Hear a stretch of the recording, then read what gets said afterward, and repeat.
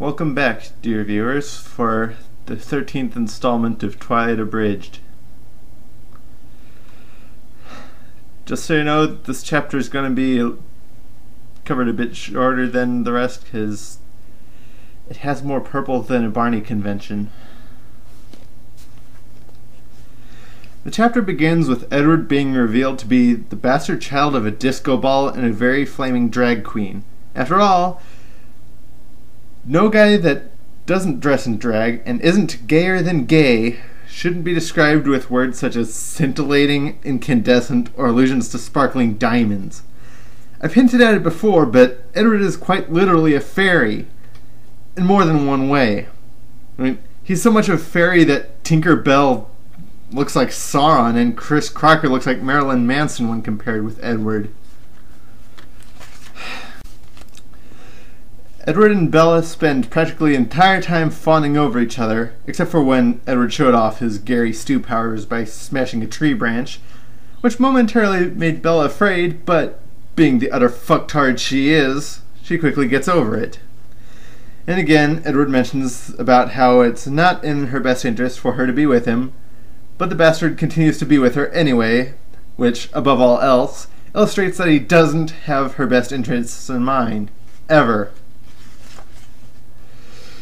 And Bella calls Edward her brand of heroin. What the fuck was Meyer thinking when she wrote this shit? Doesn't she understand the actual implications of comparing him with heroin?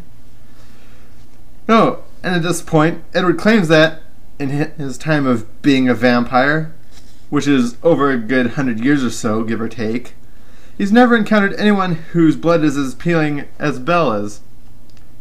Fucking Mary Sue's. There's more fawning, some conversation about him being supposed to be a vampire, but Meyer didn't have a fucking clue what vampires are like in any folklore before writing this, which is why they came out being more like fairies. Purple, purple, and we come across the stupid fucking line that every fucktard fan quotes at least at once, if not 100 times. And so the lion fell in love with the lamb. And Edward described himself as masochistic, even though nothing he's done is indicative of masochism. Because Meyer's a fucking hack and has no idea what the term even means.